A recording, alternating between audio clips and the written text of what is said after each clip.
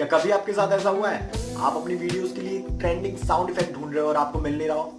मेरे साथ भी काफी बार हुआ है। हाय, तो मैं हूं दिव्यांशु और ये है हमारा D3 ऑफ बीइंग कंसिस्टेंट। तो काफी बार ऐसा होता है अपन अपनी वीडियोस के लिए ट्रेंडिंग साउंड इफेक्ट ढूंढ रहे होते हैं और अपन को मिलता नहीं है। तो मैं लेके आया हूं आप सभी के लिए एक सीक्रेट वेबसाइट। तो आप इस वेबसाइट पे कोई सा भी ट्रेंडिंग साउंड उसे सुन भी सकते हैं और डाउनलोड भी कर सकते हैं और इसे अपने आने वाली वीडियोस में यूज कर सकते हैं ताकि आपकी वीडियो और ज्यादा इंटरेस्टिंग लगे।